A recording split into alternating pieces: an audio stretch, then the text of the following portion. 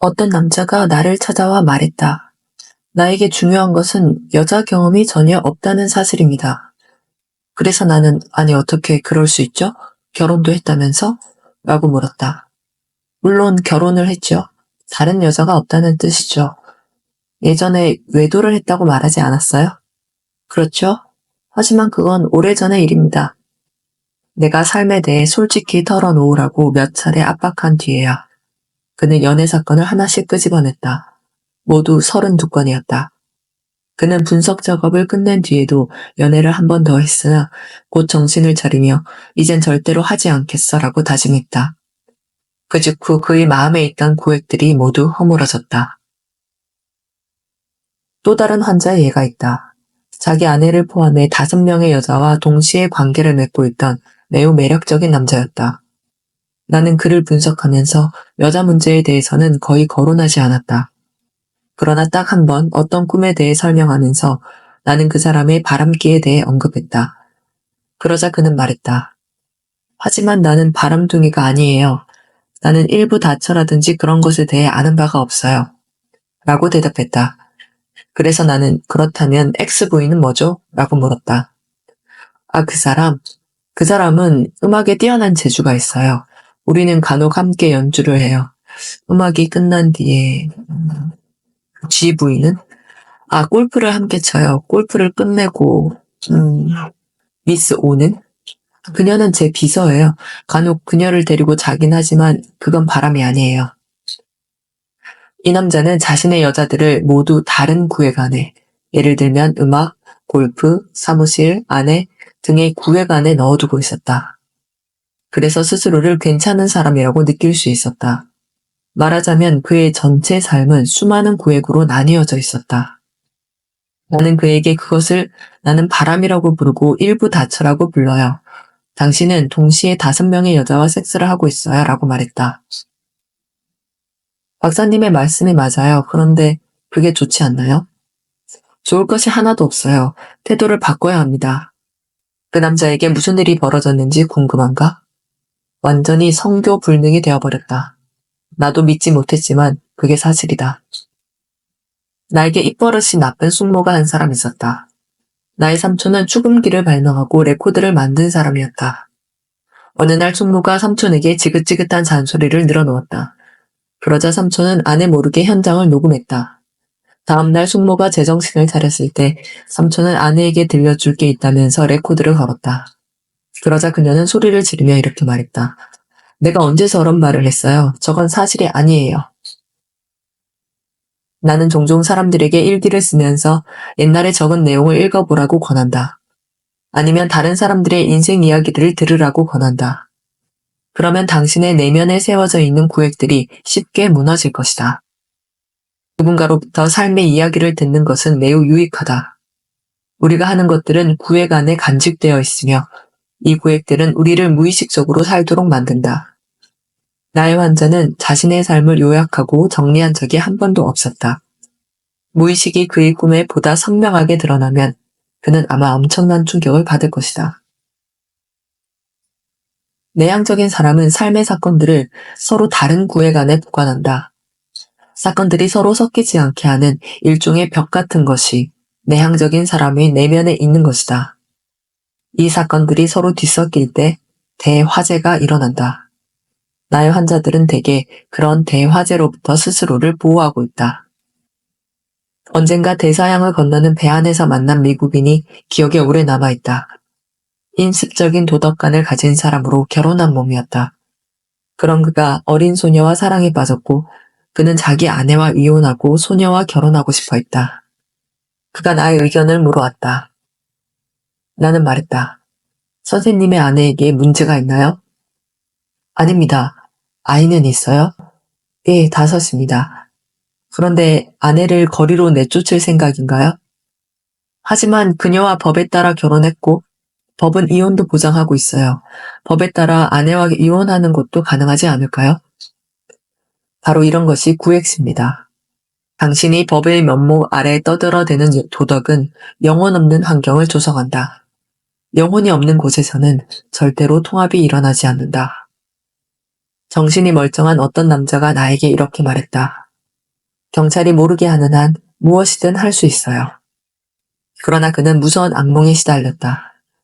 또 자신이 하고 싶은 대로 하면서도 그 같은 사실과 악몽을 서로 연결시키지 못해 신경증 증후까지 보였다. 우리의 내면엔 어떤 법이 있다. 그 법이 우리 내면에서 해도 좋은 일과 해서는 안 되는 일을 가려낸다. 잘못을 저지르더라도 그것이 잘못이라는 사실을 아는 사람은 변화할 수 있다. 그런 사람은 자신의 영혼을 훼손시키지 않는다. 사람이 심리적 고액을 짓도록 돕는 것은 바로 그 사람의 영혼을 죽이는 것이나 마찬가지다.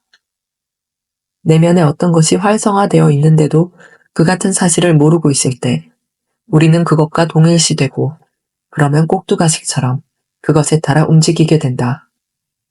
우리는 그것을 의식적인 것으로 만들고 객관화하고 또 우리의 밖에 놓고 무의식에서 끌어내므로써만 그 영향으로부터 벗어날 수 있다.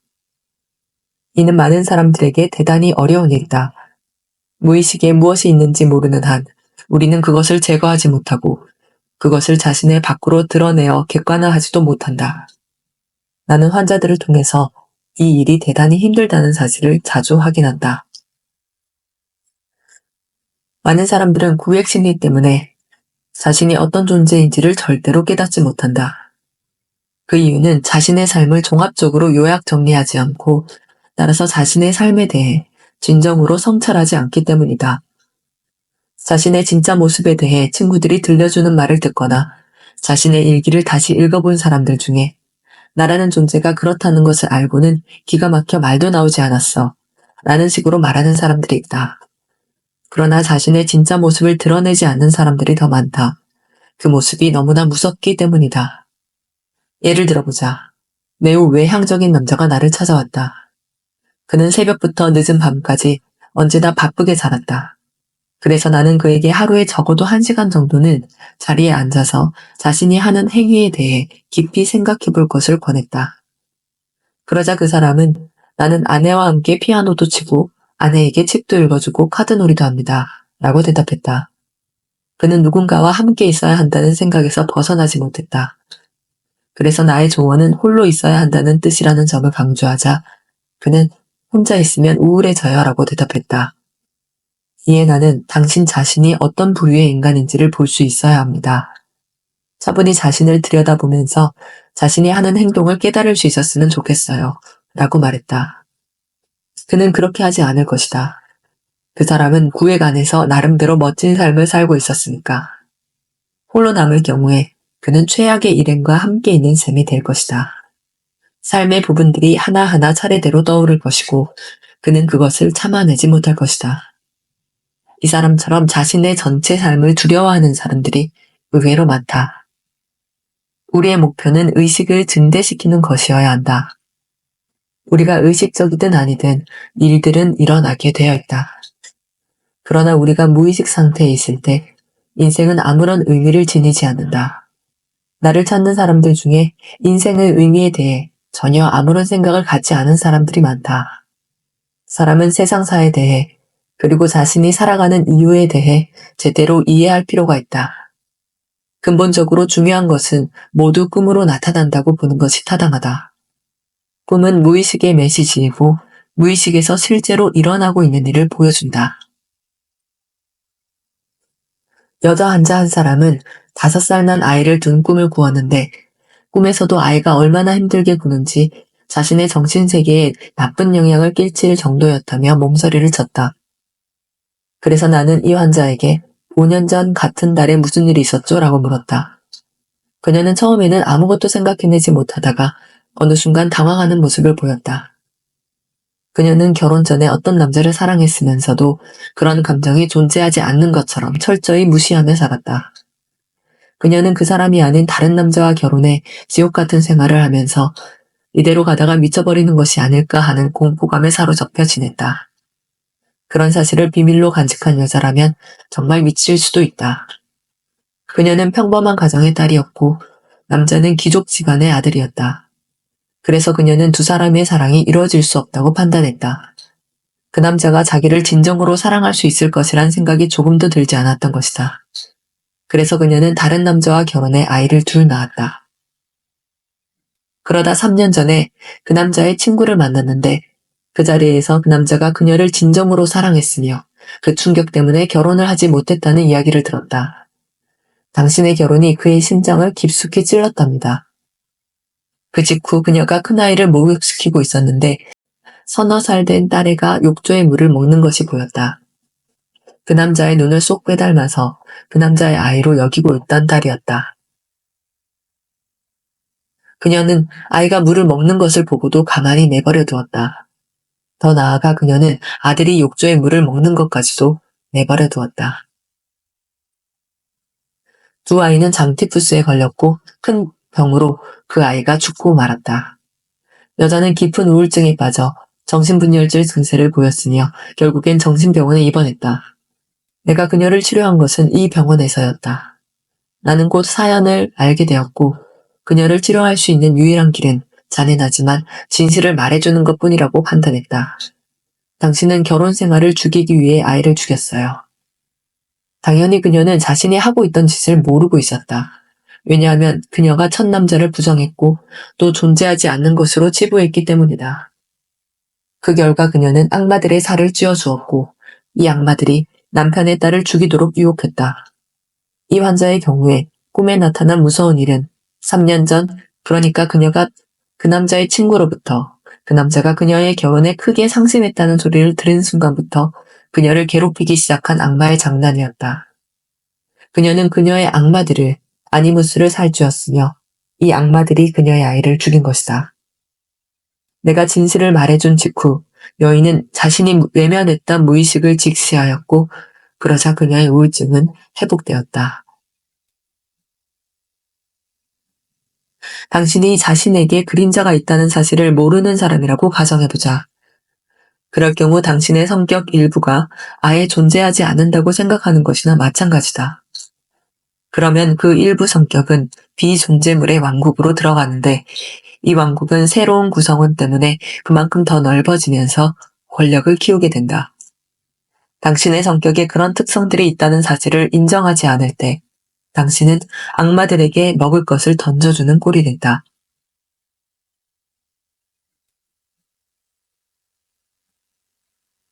의학적인 언어를 빌리면 정신의 각 특성은 에너지 값을 갖고 있다. 그렇기 때문에 만약에 당신의 어떤 에너지 값이 존재하지 않는다고 선언한다면 엉뚱하게도 그 특성 대신에 악마가 하나 나타날 것이다. 당신의 집 옆에 강이 흐르고 있는데도 당신이 굳이 강이 존재하지 않는다고 우긴다면 강은 범람하여 자갈과 모래로 당신의 정원을 덮고 당신의 집까지 위협할 것이다. 그런 식으로 가만 내버려두면 자연은 제 마음대로 날뛸 것이다. 소떼나 돼지떼가 눈에 보이는데도 존재하지 않는다고 여기며 그냥 내버려두면 가축들은 금방 모든 곳을 엉망으로 만들어버릴 것이다. 소는 장미 정원의 모든 것을 먹어치울 것이고 돼지는 당신의 침대에서 잠을 잘 것이다. 이런 식으로 비존재물들이 살을 찌우게 되는 것이다. 당신은 자꾸만 야위어 가는데 당신이 땅에 묻은 것들은 점점 더 살을 찌우는 셈이다. 만약에 좋아하지 않는다는 이유로 자신의 어떤 특성을 부정하고 제거해버린다면 당신 자신이 어떤 존재인지를 알 수 있는 길은 더욱 멀어져만 갈 것이다. 그러면 당신은 자신의 것들 중에서 더 많은 것을 존재하지 않는 것으로 여길 것이고 따라서 당신의 악마들의 살을 더욱 찌우는 결과를 낳게 된다. 우리 모두는 자신의 내면에 대해 어렴풋이만 알고 있다. 대부분의 사람들은 자기 자신에 대해 아주 조금만 알고 있으면서도 자신이 쓴 가면이 자신이라고 믿다가 결과적으로 신경증 환자가 된다. 나라는 존재가 내가 행동하고 있는 그대로라고 믿는다면 그건 정말 무서운 실수가 될 것이다. 나는 행동과 생각이 일치하는 그런 사람이 절대로 아니다. 껍데기와 동일시하는 사람은 남에게 읽힐 책으로 살고 있을 뿐이다. 그런 사람들에겐 영원한 것은 하나도 없다. 그들은 신경증 환자가 될 것이고 그러면 악마가 그들을 물고 늘어질 것이다. 니하르트 바그너는 위대한 예술가이고 위대한 창조자였다. 그러나 바그너 또한 밤낮으로 위대한 작곡가는 절대로 아니었다. 그도 다른 역할을 수행할 때에는 아주 인간적인 모습을 보였다. 그런 역할을 하는 동안은 특별한 구석이 전혀 보이지 않았다. 만약 어쩌다 그런 매력적인 페르소나를 갖게 된 사람이 그 페르소나와 자신을 동일시하며 페르소나가 자신이라고 믿으면 어떻게 될까? 그는 결국 페르소나에 희생당하고 말 것이다. 따라서 무의식을 드러내는 꿈은 종종 페르소나를 대단히 불쾌한 대상으로 그린다. 만약에 겉으로 드러나는 모습을 나 자신이라고 생각한다면 나는 나의 페르소나를 상징하는 허수아비에 대한 꿈을 꿀 것이다. 왜냐하면 우리가 이 페르소나의 관계들 안에서만 사는 것이 아니기 때문이다. 우리는 음식을 먹거나 잠을 자거나 옷을 입거나 모욕을 하는 등 온갖 종류의 일상적인 길로도 살아가고 있기 때문이다. 그래서 페르소나와 동일시하는 사람은 그에 대한 보상 심리 때문에 저급한 신들에게 공물을 바치기 위해 뒤에서 놀라운 일을 하고 만다. 페르소나의 반대가 아니마와 아니무스다. 아니마는 남성의 내면에 존재하는 여성적인 측면을 뜻하며 아니무스는 여성의 내면에 존재하는 남성적인 측면을 뜻한다. 우리가 어두운 측면을 갖고 있다는 사실을 눈으로 확인하는 것은 대단히 어려운 일이다. 당연히 어두운 측면은 머릿속으로만 그릴 수 있으며 대단히 은유적이고 비유적이다. 간단히 말하면 이렇다. 당신이 어떤 행위를 하기 위해 의식의 세계로 주의를 기울인다고 하자. 그때 당신은 가면, 즉 페르소나를 통해 그리고 당신이 평생 동안 힘들어 구축해온 체계를 통해 그 행위를 하게 된다. 그러다가 당신이 이 세상으로부터 잠시 벗어나게 되면 당신은 뒤로 멀찍이 물러나면서 당신 자신하고만 있다고 생각한다. 그렇게 홀로 있다 보면 당신은 임계점 같은 것에 말하자면 개인의 무의식에 이르게 된다. 외향적인 사람들, 그리고 자신의 페르소나와 동일시하는 모든 사람들은 홀로 있는 것을 싫어한다. 그 이유는 홀로 남을 때 비로소 자기 자신을 보기 시작하기 때문이다. 당신의 그림자는 죄를 저지른다. 당신이 그림자 동료를 부정한다면 그림자는 집단 무의식을 압박하며 거기에 혼란을 야기할 것이다. 왜냐하면 당신이 동료를 부정하는 것은 자연에 반하는 일이고 또 당신은 당신의 그림자와 항상 접촉해야 하기 때문이다. 당신은 이렇게 말해야 한다. 그래, 너는 나의 형제야. 너를 기꺼이 받아들이겠어. 그림자를 부정하는 것은 잘못이다. 그림자를 부정하면 집단 무의식에서 반발이 일어나고 뒤이어 어두운 무의식에서 어떤 상징이 나타날 것이다. 그러면 위선적인 사람은 스스로에게 아니야, 저건 아니야 라고 외치면서 그림자를 쫓아내고 그에 만족해야 할 것이다. 그러다 갑자기 기이한 그림들이, 이를테면 성적 공상들이 10년에서부터 그의 마음으로 들어오기 시작할 것이다. 위선적인 사람일수록 그 사람에게 닥치는 일들은 더욱 사악해지고 그는 무서운 환경에 시달릴 것이다. 아마 여자가 머리에 떠오를 것이다. 대체로 발가벗은 여자일 것이다. 아니마가 모습을 드러내고 있는 것이다. 이것은 자연히 터부를 깨뜨리는 현상이다. 말하자면 집단 무의식의 복수인 셈이다. 집단 무의식은 진짜다. 그렇기 때문에 집단 무의식에서 아니마나 아니무스가 나타날 때 그것도 진짜다. 그리고 모든 사람은 다른 모든 사람들에게 집단 무의식이 될 수 있다. 말하자면 사람은 사람에게 늑대가 될 수 있는 것이다. 당신은 절대로 혼자일 수 없다. 왜냐하면 세계의 눈이 당신을 지켜보고 있기 때문이며 동시에 당신은 집단 무의식이, 말하자면 무의식 속에 100만 살 된 노인이 자신을 지켜보고 있다는 느낌을 받을 것이다. 오랫동안 내려오는 계획에 반하는 무엇인가를 하자마자 당신은 불멸의 법칙을 어기는, 보편적인 법칙을 어기는 죄를 짓게 될 것이다.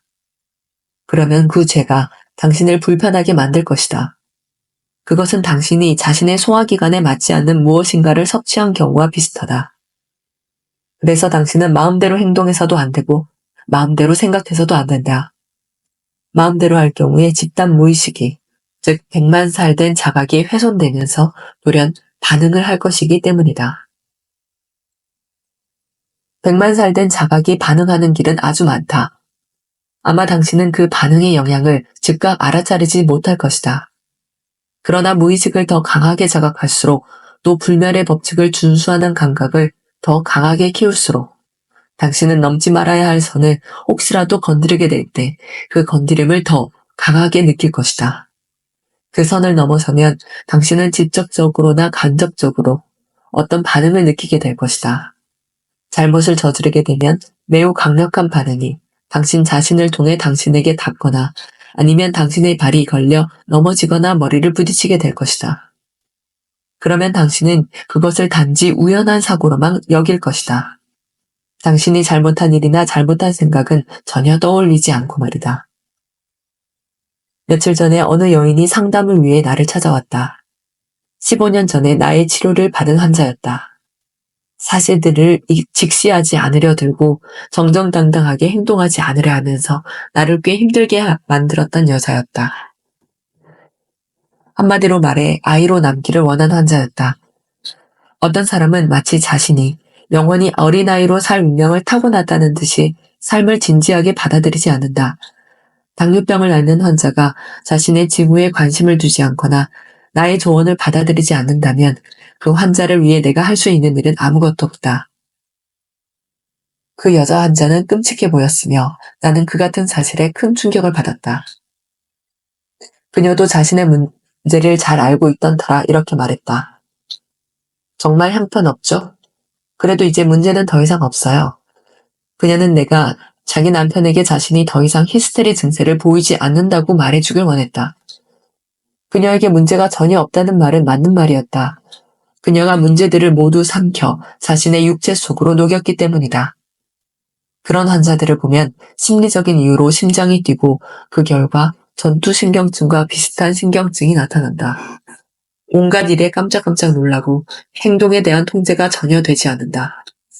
문제가 육체 속으로 스며들면 외부로 나타났던 문제는 사라지지만 대신에 육체가 썩게 된다.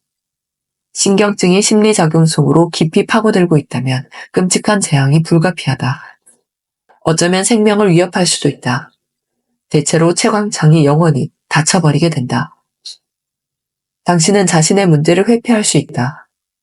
충분히 오랫동안 문제를 외면하기만 하면 된다. 당신은 도망칠 수도 있다. 그러나 그것은 곧 영혼의 죽음이다. 나의 환자는 자신의 감정 문제에 관심을 두지 않을 경우에 영혼을 잃고 말 것이다. 얼마 전에 나는 세계 일주 여행을 3번째 하고 있던 여인을 만났다. 내가 뭘 위해 여행을 하느냐고 묻자 그녀는 나의 질문에 놀라면서 이렇게 물었다.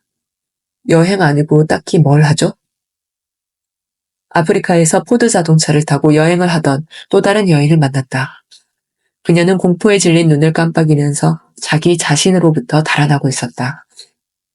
그녀는 자신이 삶을 포기하게 된 사연을 털어놓고 싶어 했다. 그녀 자신에 대한 기억은 오직 옛날 기억밖에 없었다. 그녀는 자신이 잃어버린 것을 쫓고 있었다. 눈에서 생기가 사라질 때 그 사람의 신체 어딘가의 기능이 잘못되고 있다고 보면 틀림이 없다. 이런 식의 반응은 오히려 단순하다. 이보다 훨씬 더 복잡한 반응도 있다. 반응이 당신의 동료들을 통해서, 당신의 환경 안의 파동을 통해서 당신에게 닿을 수도 있는 것이다. 반응은 당신의 내면에서만 일어나는 것이 아니라 당신에 속한 전체 집단 안에서도 일어난다. 당신은 아무런 반응을 하지 않을 수 있지만 당신 옆에 있는 누군가 혹은 환경 속의 누군가, 당신과 가까운 누군가, 예를 들면 당신의 아이들이 반응을 할 수 있다. 당신이 선을 넘어섰기에 그들의 반응은 정당하다. 아니면 당혹스러워진 환경이 복수에 나설 수도 있다. 이는 집단 무의식이 당신의 머리 안에 있는 어떤 심리적 기능이 아니고 대상 자체의 그림자 측면이기 때문이다. 우리의 의식적인 성격이 가시적인 세상의 일부이듯이 우리의 그림자 측면은 집단 무의식의 일부이고 또 사물들 안에 있는 미지의 부분이다. 그러기에 그림자를 통해 당신에게 닿을 수 있는 모든 것이 집단 무의식이다. 모든 반응들이 심리적 효과를 일으키며 당신에게 닿는 것은 아니다. 반응이 다른 사람들이나 환경의 행위로 나타나기도 한다. 자신의 페르소나가 진정 어떤 모습인지 알고 싶다면 반드시 페르소나가 일으키는 효과를 봐야 한다. 자신의 아니마가 무엇인지를 알고 싶을 때에도 마찬가지다. 어떤 기분의 본질을 파악하라. 그리고 무의식에서 돌아오고 있는 그림들을 보라. 일부 기분은 진정성이 있으며 또 필요한 기분이다. 그러나 만약에 일부 기분이 설명도 되지 않고 지나치게 강하고 또 비합리적이라면 무의식의 어떤 요소가 활성화되었다는 뜻이다. 만약에 당신이 공상의 나래를 펴며 기분 속을 깊이 파고든다면 집단 무의식은 당신이 처한 상태를 설명해줄 일련의 기이한 그림이나 이미지들을 내놓을 것이다. 우리는 모두 내면에 숨겨진 그림자를 가지고 있습니다. 이를 무시하거나 부정하면 우리의 삶에 예상치 못한 방식으로 영향을 미칠 수 있습니다. 때로는 우리 자신에게, 때로는 주변 사람들에게, 심지어 우리를 둘러싼 환경에까지 말이죠. 우리의 진정한 자아를 이해하고 성장하기 위해서는 이 그림자와 마주하고 받아들이고 통합해야 합니다. 이것이 바로 진정한 자기 발견의 여정이며 우리 모두가 평생에 걸쳐 해나가야 할 작업입니다. 여러분은 오늘 어떤 그림자와 마주하셨나요?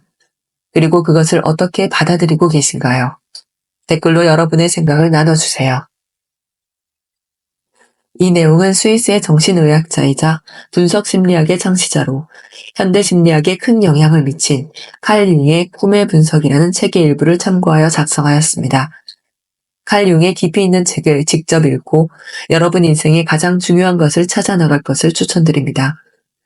이 내용이 여러분에게 공감되었다면 좋아요 버튼을 눌러주시고 더 많은 인생의 큰 질문들에 대한 깊이 있는 내용을 원하시면 구독 버튼을 눌러주세요. 이 영상이 여러분 모두에게 불현듯 빛이 되기를 바랍니다. 감사합니다.